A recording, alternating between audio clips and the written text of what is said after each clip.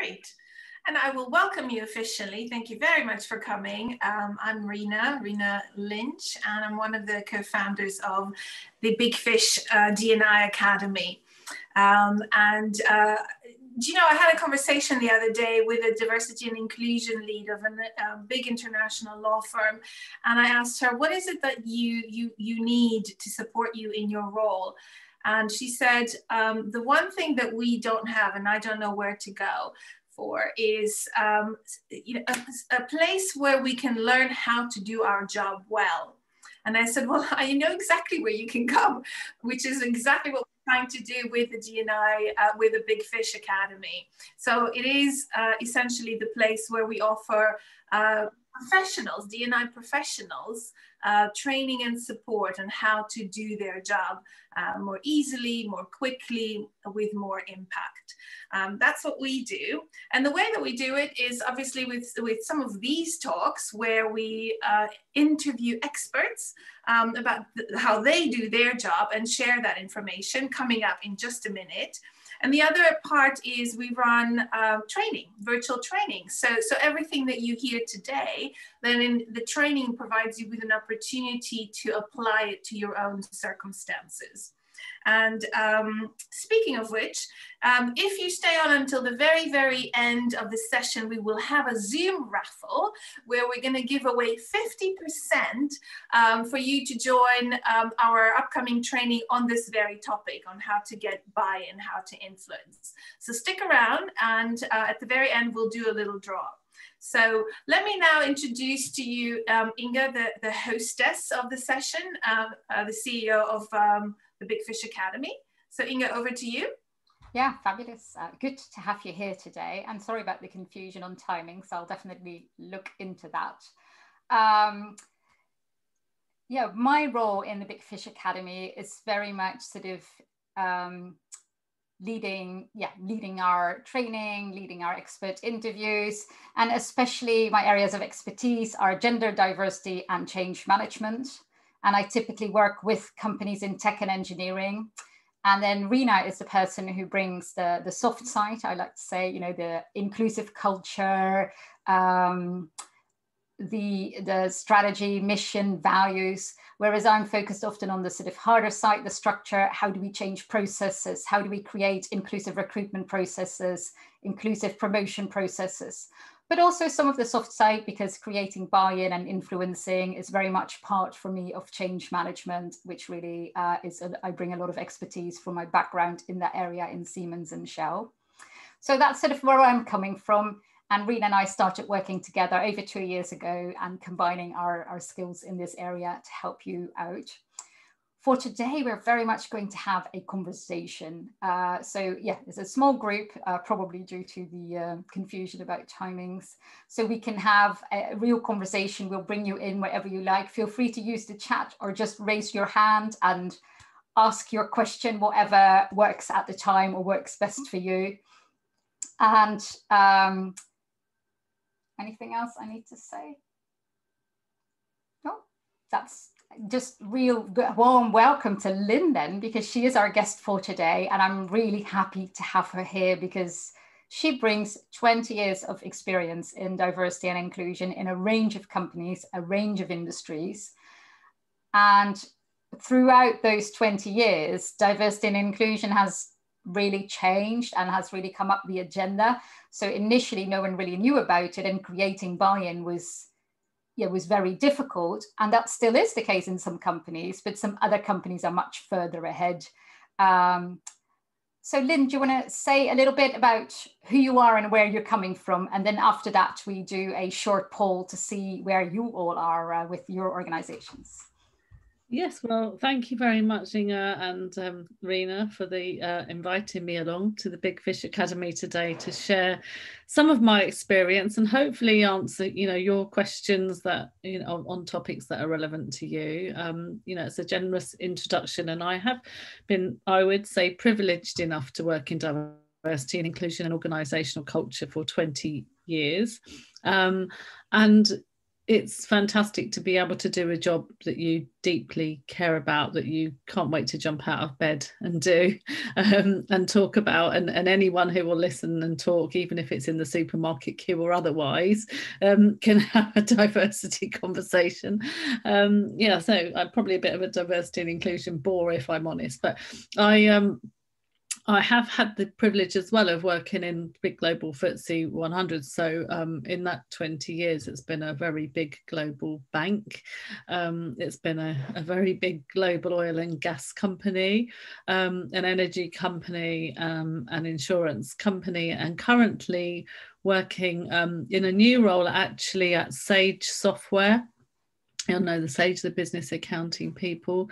They've just set up a whole new structure and put some new roles in, which, you know, credit to them for investing in that space. So I've got some really good corporate experience. I've got a very, very strong network, which would be my number one tip of the go-to people to really help you out of what to do in, you know, and where to go and find stuff. And I think, you know, it's great.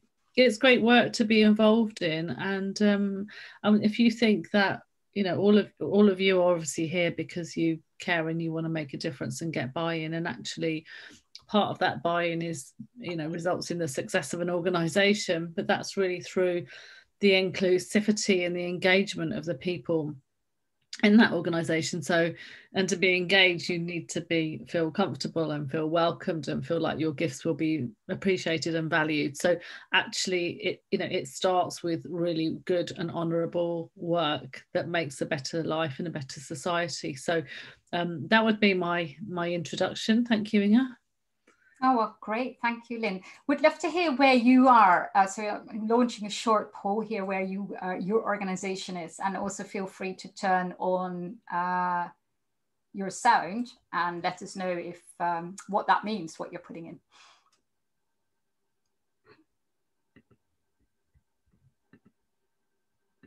And for the recording, let me go. Oh, good point. Yeah. I'm going to just read out the poll. So we're asking you, where are you with regards to buy-in? And the options are D&I isn't on the agenda of leaders and middle managers, although grassroots may be active. And so far, no one said that. We have diversity and inclusion is a PR exercise. So leaders are talking the talk, but not really walking the walk. We've got a number, 60% so far have voted for that one. Only one or a few senior leaders really get it. Another option is top leaders are driving it, but middle managers aren't yet on board. I have a few votes on that one. And diversity and inclusion is part of the most conversations at many levels in the organization. And we actually have a person on that level as well. So that's fantastic. And what are the results? Yeah, hopefully you should see them now. Yeah, and for the recording, 50% of you have said that diversity and inclusion is a PR exercise. So you are absolutely in the right place, because what we want to do is take it from the being a PR exercise to getting real commitment and buy-in. So go ahead then, Inga. Yeah, so Lynn, I mean, I'd love to know, where was Sage when you came in? And you came in only recently, right? Yeah, I did, and actually I think they are in a good place. Probably that's why I joined, because they are already on the journey and they do care deeply, and you know, and we have that care right from the top, and that was evidenced by Steve Hare, who is our group CEO, posting out, you know, a very audacious post about his commitment to anti-systemic, about racism, actually, and eliminating systemic racism on the back of George Floyd's murder, actually. So very relevant this week. And I don't remember seeing many CEOs coming out with such an audacious post. I mean, often you see a nice generic post, but I thought this guy's putting himself out there. And actually the reason why I'm there is because I did do some contract work last year, and they have designed a new structure and putting in a new very senior position and 2 director positions, of which I've taken the UK and I. So I think, you know, evidenced. So where are they? They know they've got stuff to do. They're already on a good journey. They're very customer-led, very colleague-led. They've got some networks that need to be well, more networks to be launched and need a bit more work on, but actually the absolute commitment is there. And I think anybody that's working in this space, so everybody on this call today, you know, if you find a job that, you know, when they say, well, what do you think about, what questions would you like to ask us at the interview? I would always want to just know about the commitment, because without that, you know, it will be lip service and it will just be. And you're talking about the commitment at a senior level, right? I am talking about commitment at the senior level, because right at the top, if you don't have that, basically what, you know, if the senior team are committed, what happens then is that you see goals, and you see strategic intent, you see goals, the goals get heard on the senior agenda.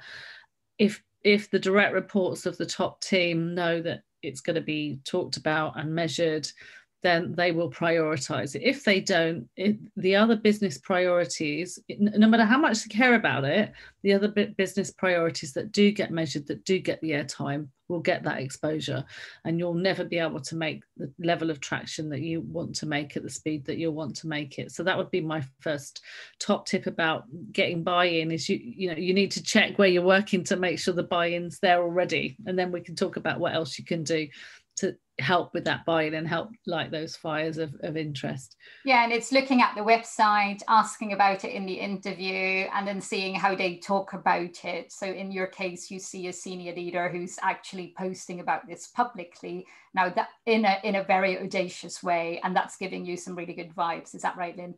Yeah, absolutely. You know, there's all sorts of touch points, isn't there? And, you know, and Sage care a lot about Glassdoor scores, and you know, and what employees are saying about them. And you said Sage, right? I mean, have you said what company Sage is? Do we know this? It's a software organization. Yeah, software. So it's business accounting software, HR software. Yeah, you might have seen the recent Boss It campaign on the TV that, you know, puts it, and it's interesting in that it's putting it's very much software for entrepreneurs who are trying to set their own businesses up in the small market, at least.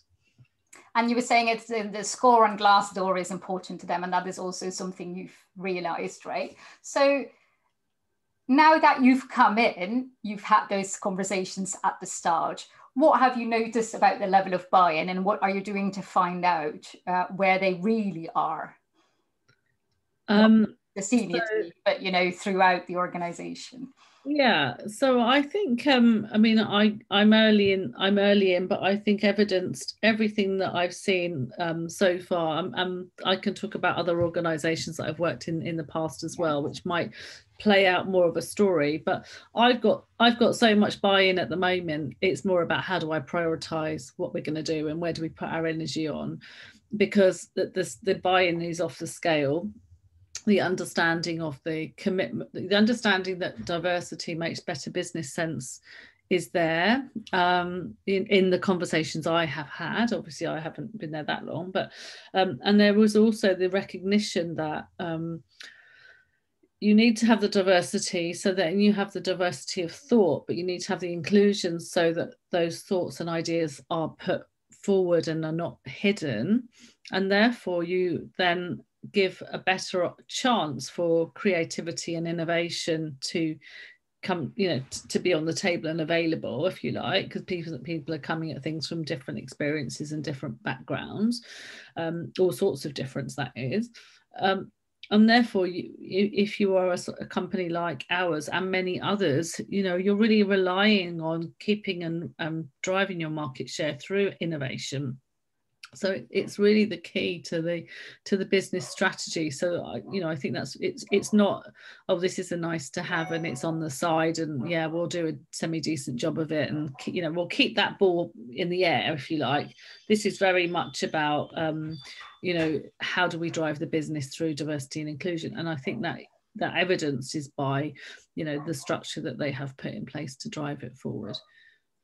Yeah, and obviously when something is linked, we know that, right, to the business strategy, that is the moment it starts getting really high up on everyone's agenda. And as you said, links to goals and targets that are part of your business deliverables. And that's the key to buy-in, right? So you're just mentioning that really casually. So I just want to highlight that there. And you're also mentioning what I've heard, what you're doing practically is having one-to-one conversations, right? To understand from different people, because you sort of also casually mentioned, it's everyone, this is really high on everyone's agenda, right? So is that what you are actually factually doing? You've been in for a couple of months. Is that how you start out, by having one-to-one conversations, and with who would you have them, and how would you prepare that? I think there's a number of things that you would do. I mean, if you're looking at getting buy-in to so let's say you've got to write the strategy, and I've come in and I've got priorities, but I haven't got a strategy. A diversity and inclusion strategy, right? Yeah, I haven't got a strategy. I've got a list of priorities that we need to deliver by a set time, and they absolutely will be part of the strategy. But a strategy often is bigger, isn't it, than a set of priorities. The priorities fall out of the strategy, and the strategy is about what is it we're trying to achieve here, and how are we going to do it. So the priorities are more the how, the strategy is more about the strategic intent, and is that about, you know, being reflective of the communities that we're serving? Is it about attracting the best talent? Is it about, so actually I'd start with to get buy-in, you can bring 25 years of experience in your basket, if you like, with your bag of experience of DE&I and culture. But what if you just throw that out there and hope it sticks? That's not going to be the best way. Actually, you know, if you think about sales, to get the buy-in, it's really a sale. It brings in some of your selling skills, and how do people sell? Well, they understand the customer needs. They think about the products and services that are going to, you know, appeal to those customer needs. They tailor the benefits of those products and services to those needs. So actually the customer realizes that what you've got, you really do need, even though you didn't realize you needed it. So the man knocked on my door this morning, would you like some fresh fish from Tyneside? Which was a bit of a random question. And I said, no, probably not right now, because I'm on the phone to my boss. But the thing is, you know, if we'd have had a longer conversation, he might have been able to tell me why I needed this fish from Tyneside. And actually I might well have bought something. So it's about, how do you actually help people to see the opportunity? But because the business will have already articulated its business strategy, and it, you know, and you'll be thinking things like, you know, where is this company in the market? Is it in a growth agenda? Is it an expansion agenda? Is it trying to, you know, go overseas and go global? Is it outsourcing? What is it actually doing, and what is going to be required? And I think the conversation about your strategy is, what have you got today, but where is this company trying to get to, and what's going to be required through who, and what you know, will be sitting around the top table. And then you can decide about your DE&I strategy, and you've got to look at the organization strategy. You need to look at any data points you can find, you know, so obviously representation data of anything you can get hold of, you know, gender, race, ethnicity, LGBT plus, disability, you know, that whole diversity metrics. And then the other metrics which are really important are some of the things like, if you've got an employee engagement survey, what is it saying? You know, what's the story? What's the data telling you? Is there any free text boxes that you can pick out from? How many? And then there's other things like, how many discrimination cases were there last year? How many grievances were there around that? What is the flavour? So, and then you're going to get the anecdotal stuff. So if you've got business resource groups or networks already in place, they're going to tell you on the ground what the story is. So there's actually something about, you know, going in with your toolkit and being a real consultant. I see these roles very much as a consultant role on one level, where you're trying to actually help the strategy to enable the business, and you're working in partnership, if you like.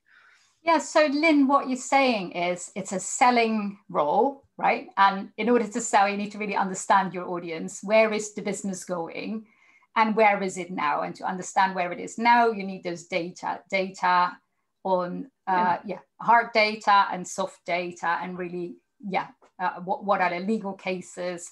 What is the current diversity? What are those numbers as far as you can get them?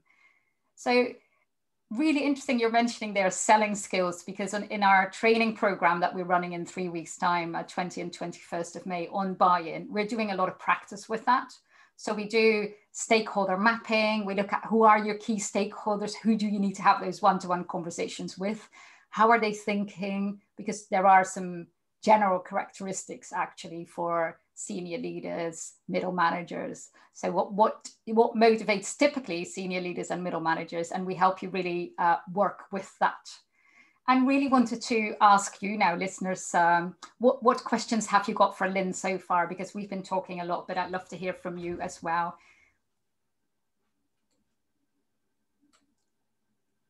What are your thoughts or questions? And you can unmute yourself if you prefer, since it's about those stakeholders, about having those conversations, about understanding where your organization is. Yeah, go on, Barbara. Okay, I was just reflecting back on experience and in terms of buy-in. And very often you can get the buy-in at the top. And obviously you've got the buy-in in terms of the lower structures. But the bit in the middle where it's most problematic to get the buy-in often is the middle managers. And I wondered if you could talk a little bit more about working with middle managers and how you get them to actually act on the buy-in that the leaders, that the senior managers are saying that we will all do this. I know it's the two come together and got to work together, but to say often the middle managers sometimes can be a barrier. Yeah, I think that's a really great question, Barbara, and I think that's a perennial question actually, because when you sit right at the top, which I think it's you know what the right thing is to do, you know that sense of direction, and you know why it's the right thing. And I think the middle managers often have so much going on. They're much more operational, much faster paced, and if that's fair, maybe that's not fair, but they have a different focus of their roles, and often they don't get the luxury of the high touch that consultancy type services that you would get from when you're sitting at the top team.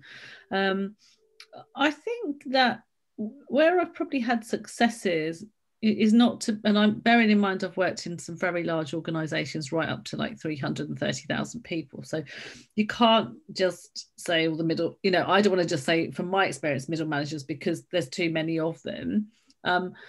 I would say one of the ways to get some buy-in and to have success at that population is, if you take the notion that somebody somewhere will be interested in something and care about something, and hopefully that's aligned to your strategy and your plans, use them as a case study and an example, and let them start the dialogue for the organization, let them give the meaning to it, and let them try it out, and then they can be showcased as a best practice example. And often, so I'll give you a couple of quick examples of that. One would be, he won't mind me saying his name because I say his name nearly every day, Ayman Asaf, who I absolutely adore, and he was the senior architect director at BP, so he had all the technology architects, and he had has a daughter, and often they're the ones who are really caring about gender balance. And he just said, look, why should my daughter have less opportunity than me? She's much more talented than I'd ever be. And so he made it his mission to do whatever he could in his shop to get more women through, because he only had, I think he had, actually I don't know what he had, but the architects was 4%. We had 4. So here's the bar. Here's how you get the buy-in. You've got 4% of women in architecture, in oil and gas, because it doesn't really sound very sexy, to be honest, not very enticing. But actually to work for Ayman was just the best, because a fantastic manager. He changed job descriptions. He told his team, don't come to me with candidates. I'm going to, his story was, I'm going to sign off 4 vacancies for you. When you come back with your slate, I want to see half men and half women. I'm not interested. I'm not looking at your men until you show me the women. And he stuck at that, and it was like, you know, they said, oh well, you know, it's not fair. But so what I'm trying, a long story, but basically that's a good example of somebody that took gender balance really seriously. The reason they had buy-in was for their own reasons, and they were the ones that were prepared to make the change. He then spoke about the change. Then he went out to suppliers and he used to say to them, why are you sitting me in a room with all men? What is going on? Where are your women? Because, you know, takes women. So he was and is a true pioneer. And, you know, and another example was somebody who was on the autistic spectrum themselves, and that their son was, and recognized that their son was quite extreme, and thought, how are they ever going to get into the workplace? But they have all these skills, you know, and that but they'll never get through the door because they'll never get through the interpersonal interviews and, you know, skills interviews and stuff. And so they started a whole discussion that turned into a network, that turned into a movement on neurodiversity, and obviously that's so much bigger now on the agenda, but that was really driven by, you know, a personal example. So I think it's a bit of a long story, Barbara, but I think try and go with try and start fires or fan flames that are already smouldering, if that's a good example, because if you try to force stuff out there, it won't stick, people won't buy into it, and it will just fall over and you'll just be frustrated. So I always think of that, you know, there's a big picture that we're trying to get to, which is inclusive culture. If somebody says, look, I want to do something about this, how can you fan that flame? Because very quickly that flame might well take its own life and then connect up with another one, and you suddenly find you've got a scale of change on your hands that you couldn't have sat in a room and designed. So it's much more emergent, you know, emergent change. But I think the key to it as well is showcasing those role models and showcasing those experiences, because don't underestimate that, you know, in these management team meetings, often dependent on your culture, there's quite a high level of competitiveness, and they're often looking for ways in which, you know, they can differentiate themselves, and they know that diversity and CSR type stuff is often one of the differentiators. So I would say play to that, you know, play to that opportunity for a bit of competitive spirit as well. Oh, lots of tips in there, Lynn. It's about finding out what drives them. You know, maybe it's their daughter, maybe it's their neurodiverse child, and then really harnessing that to get others on board, right? And the things they are doing that you're mentioning is speaking with others, setting targets for others. I don't want to see this until there are 50%. Yeah. It's about actually asking others awkward questions. How come there aren't enough women in the room, or there are no women in this room? And it's about them sharing their own stories and sharing their own passion and getting them to do it, right? Lots of great examples. So we have a couple of more questions. Alison is saying, can you give advice in a situation where managers may feel reluctant on this because perhaps they feel their own career development could be under threat by promoting diversity? Ooh, which is a good one, right? I mean, that's one that a lot of people do feel, especially at the more junior and middle management levels.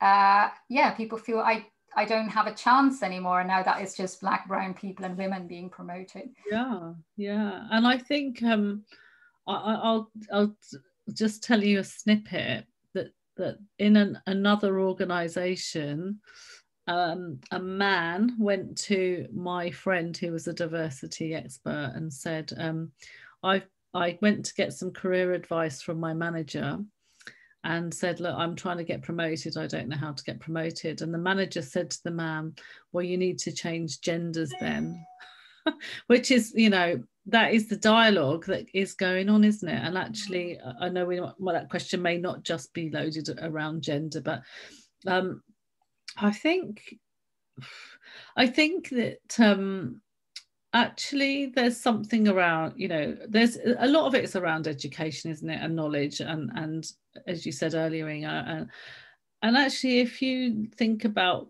what a truly diverse culture is and a truly inclusive culture where everyone's thriving, you do need all of that, and actually you'll have a better organization, you have a more successful organization. And I don't know if any of you have watched, and if that was, and I don't know who asked it, sorry, but if it is about gender, the point I would make is I don't know if any of you have watched the video by Dr. Michael Kimmel about why gender diversity is good for everybody, including men. You know, it's a great example, and he talks, as well as being funny, and I've given it to probably every man I know and told them to watch it with their wife, or their girlfriend or their partner. Do they watch it then, Lynn? Because I think the problem is more getting people to come to these meetings where people share their stories. You know, reverse mentoring, another thing. People don't sign up for it. You know, people don't watch. So how do you get them to watch those videos? Yeah, so you're right in that if you've got movements that are led by people who are interested, you've actually only got the group of people who are interested, haven't you? And the ones that you really need, the ones who are not interested, and the ones that are worried. So I think you know, the notion that diversity is, you've got to get across, or help them to buy into the notion that diversity is good for everyone. It's more, you're happier, you're more successful, you're more thriving, you can give more back to the community. So it's a complete and utter win-win, really. And it doesn't have to be at the cost of you. So Michael Kimmel's example is, you know, it's not one pie that's this big, and if you get a bit of that pie, then there's less for me. It's actually that the pie is bigger, and that I really liked that notion. How do you get to the people that don't care? Well, unless you have some kind of interventionalist approach, then you probably won't get to them. But, you know, for example, the first thing I did when I worked in technology at BP was to go around to the 8 senior leadership teams in an hour and a half session with each of them. And I showed them, we talked about gender and inclusion, and it was particularly a gender focus, that meeting, but we looked at all of the data that was available, and, you know, the obvious stuff from McKinsey, and obviously, and that's hugely developed now since I was using it, and Centre for Talent Innovation that's changed their name, and any data I could get hold of. And I say, you know, earlier we were talking about looking internally, but what I didn't say was get on top of the data points externally, look at the competitors, where are they? That's a great idea as well. Yeah. Mm-hmm. Right. And then you can say, because as soon as you say, well, actually we're way ahead. So Sage published their gender pay gap, for example, 7.6% pay gap, actually is very good, you know, and versus 20% in technology and 30% in banking. So, you know, get to know your data points. Now I've forgotten what the question was, Inga. That's all right. The question was how to get those people to watch and engage that aren't. Oh, right, yeah. So I was just saying intervention for that, Lynn. I mean, that's really, really good. You know? Yeah, but I mean, if you can really make it part of, you know, it's not the diversity. Here's the diversity person coming to speak to me. It needs to be right from the top, and it needs to be integrated into everything, the fabric of the organization, so that they basically have nowhere to hide. And when it's part of the values, you have to live the values. So actually, again, there's nowhere to hide. And if you don't like that, you know what, eventually that culture will be so strong that it will repel you out. And that's that would be my aim, I suppose. And we had a question, Lynn, up front that I'd really like to ask at you, which is about budget. You know, how obviously engagement, buy-in is really linked to budget, right? So a lot of people struggle getting any budget or resources for diversity and inclusion, which is a clear sign that you're not having that buy-in that you'd like at the right level. So how do you go about getting budget for your work? Well, if I told you today I don't have any budget, and I very rarely have any budget, so I've never rocked up anywhere and they've said, oh, you've got 200,000 or whatever, 500,000 or 50p, never. It's always been driven by the intervention, actually. So not so much on resources, but on dollars. Then so if for example I say, well, you know what, we really do need to join Stonewall, because you know, we need to be part of the Stonewall Index, and we need to be thinking about that for our brand and our inclusion, then you actually price, you know, you identify what your business problem is, you find the solution and put a price on it and build a business case, and then it's a bit harder to say no. I mean, I've still got no said to me many times, because there's competing priorities in the organization, and there'll be only so much money to go around.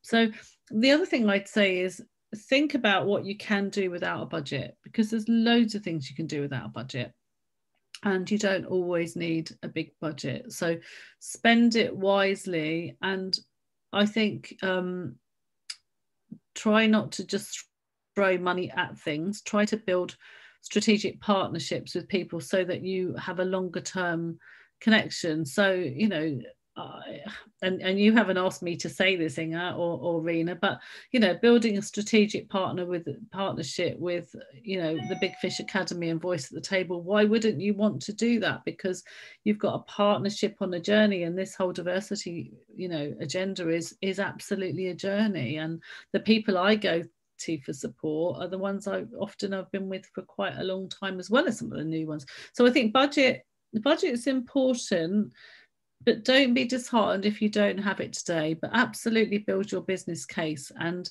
go for the best option, and then but have a kind of middle and a lower option as well. So the business case for each bit you need budget for, whether that is one of our training programs or joining Stonewall, you make a business case for that particular thing. Go to the person who is your budget holder and argue your case, right? And say, if this is important to you, then actually this is what's really going to help us get there, and it's money well spent. That's my experience. I mean, I can tell you that another experience that we sort of chuckled a bit about, really, and a friend of mine phoned me up a couple of weeks ago and said, I've got £200,000 to spend on development for inclusion, and I'm not sure where to spend it. What should I do? I was like, really? Have you?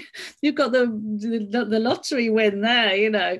And she didn't know where to spend it. So I asked her a lot of questions about, well, where are you in the organisation? What are you trying to achieve? What's important? What's going to be valued? She goes, well, I don't really know. I've only just joined and I haven't got the answers to all those questions. And I said, well, I wouldn't spend it yet, because if you spend it and you don't get the results you want, and because you don't know what results you want, so you don't know where to spend it, then actually you're better off not spending it until you know how you want to spend it. So, you know, there was another way of looking at that question.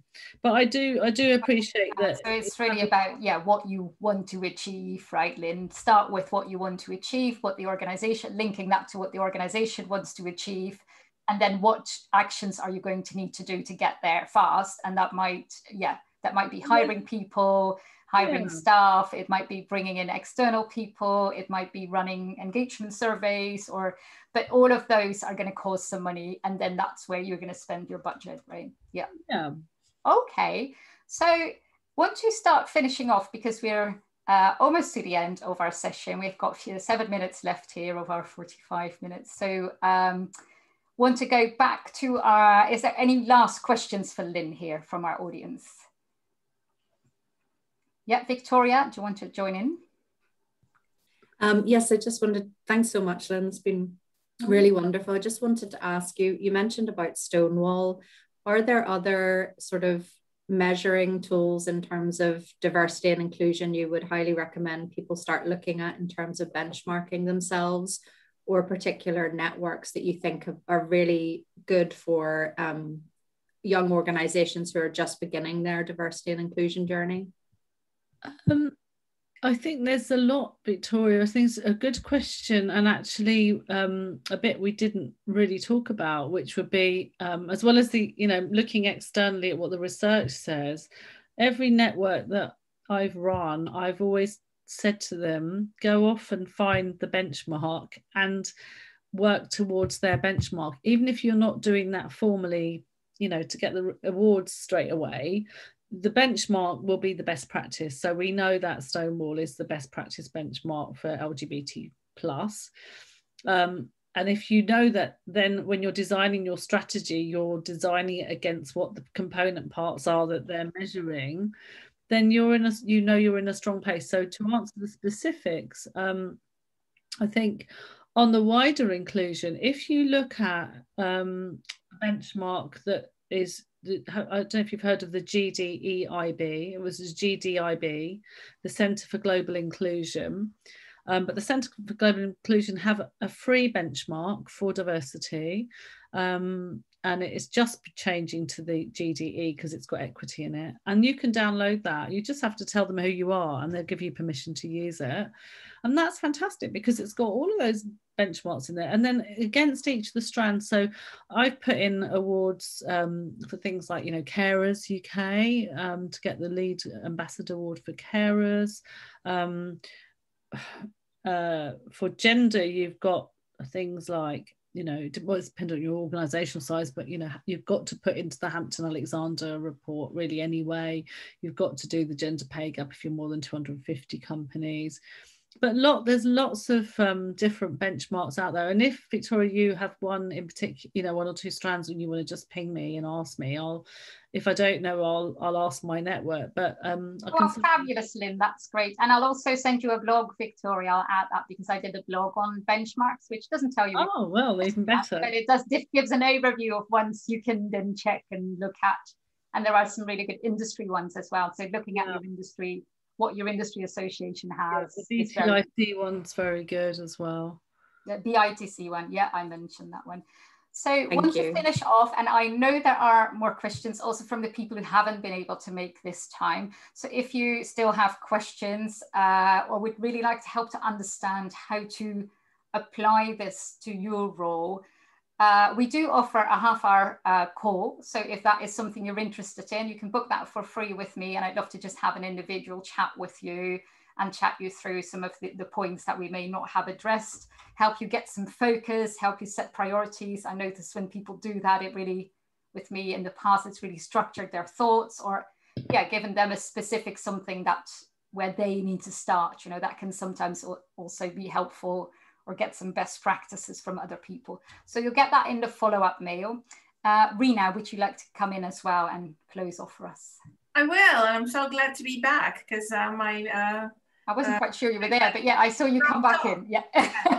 No, thank you, Lynn, very much for sharing your wisdom with us. I know 20 years cannot be summarized in a 45-minute session. And as you yourself said, I'm one of those people who could talk and talk and talk about this topic for a long, long time, but we only have this little time with us.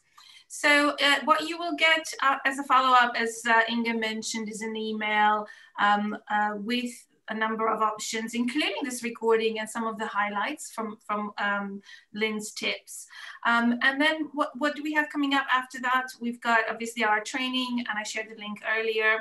But in terms of the 21 May, right? Yep. Mm-hmm. Yes, sorry, 20th and the 21st of May. So that's very soon. And then after that, we have a couple of other expert interviews for you on the topic of inclusive recruitment. That's going to be our next focus, and that will be quite an interesting one. And the two very different sessions, where one session we'll talk to the lead of a D&I lead of a large organization, and then the second interview will be the opposite, a D&I lead in a small organization. So you also get a comparison of how things might differ, particularly around recruitment in those two organizations. And then if you can stick around, we'll do one more feedback poll, and of course our Zoom raffle. So if you want to run the poll, Inga, yeah, there we go. That'd be fantastic if you could participate. And we also have the links for the other sessions that I've mentioned. You can just check them out as well in your free time to see and sign up on that page. So the Zoom raffle works like this. Rena's going to mention a number between 1, 2, 3, 4, 5, 6, 7, 8, 9, 10, 1 and 10. And I'm going to count on my screen, which Rena can't see, who's at that screen. If I happen to land on myself or Lynn, I'll just go to the next one. So Rena, between 1 and 10, which includes 1 and 10. 5. Let's go straight 1, in the middle. 2, 3, 4, Lynn. And next to Lynn is Alison. So Alison, you won a 50% discount to our training program. Let me know if you'd like to use that or at some point. Oh, thank you. Very good. Fabulous. Thank you all. Congratulations. Really, really good to have you, and hope to see you at some of our next events. And thank you very much. Thanks, everybody.